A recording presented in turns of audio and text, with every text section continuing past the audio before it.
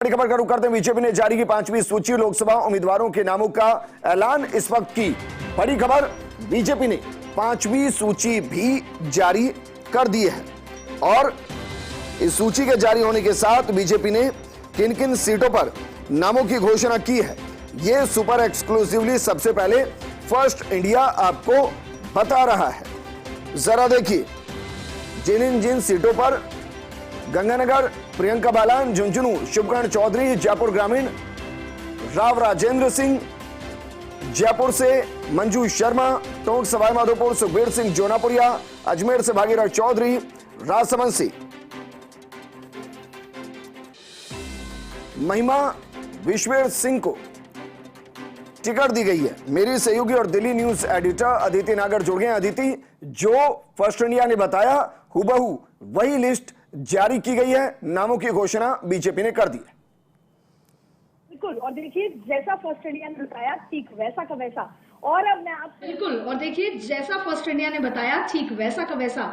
और अब मैं आपको यहाँ पर एक महत्वपूर्ण किस्सा सुनाऊंगी, लेकिन उससे पहले गंगानगर से प्रियंका बालन को टिकट दे दी गई है। इसमें सबसे पहले आप महिलाओं को गिनते जाइए।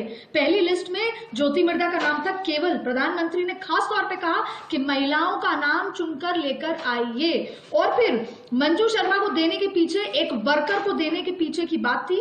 ये आपको सामने नजर आ रहा है कि कैसे एंड टाइम पर नाम बदला गया है। लेकिन झुंझुनू, अब इसमें आप ये भी देखिए कि हारे हुए विधायकों को भी चुनाव लड़ाया जा रहा है। भागीरथ चौधरी, जिस तरीके से वो हारे थे किशनगढ़ से, उनको वापस से सांसद पे विश्वास करा गया। तो सवाल ये उठता है कि जो राजेंद्र सिंह को टिकट क्यों नहीं दी गई, जो और सतीश पूनिया को टिकट क्यों नहीं दी गई, पर हम उस पर बहरहाल बाद में बात करेंगे। अभी हम बात करते हैं गंगानगर से प्रियंका बालन, हम स्क्रीन पर लगातार दिखा रहे हैं। शुभकरण चौधरी, झुंझुनू से राव राजेंद्र सिंह, जयपुर ग्रामीण से टिकट दे दी गई है और भारतीय जनता पार्टी इसे बहुत मजबूत प्रत्याशी मानती है। इसके साथ साथ आप देखिए जयपुर रूरल मंजू शर्मा, जिसका हम थोड़ी देर पहले जिक्र कर रहे थे कि ब्राह्मण को उतारा गया है, महिला को उतारा गया है, वर्कर को समझ के। सुखबीर सिंह जौनपुरिया पे दोबारा विश्वास।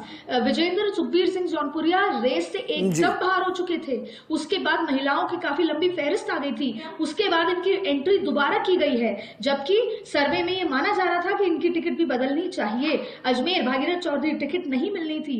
राजसमंद महिमा विश्वेश्वर सिंह को चुनाव आना था। महिमा उनकी पत्नी है, उनको चुनाव लड़ाया जा रहा है और इसका पूरा का पूरा श्रेय आप दिया कुमारी को दे सकते हैं। अब हम इसके विश्लेषण पर बात करते हैं। पहला, प्रियंका बालन, शुरुआत से नाम था। इसमें सबसे शुभकरण चौधरी हारे हुए थे, उनको दिया गया है वापस। राव राजेंद्र सिंह महत्वपूर्ण, शुरुआत से अगर बात करें तो शुरुआत से इनका पैनल में नाम था।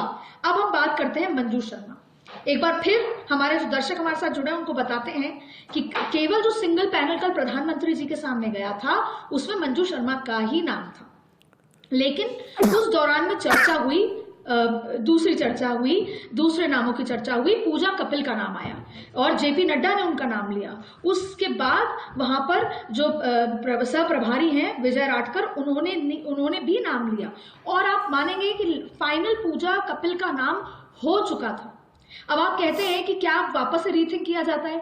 जब सीईसी की बैठक खत्म हो गई उसके बाद चर्चा हुई और फिर आज दोपहर में रीथिंक किया गया और ये नाम फाइनल हुए।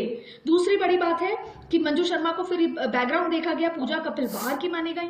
जयपुर की तरफ से विरोध आया, जयपुर के जो बाकी के प्रत्याशी थे उनकी तरफ से विरोध आया और ये माना गया कि वो अलवर की हैं, जयपुर के साथ नाइंसाफी नहीं होनी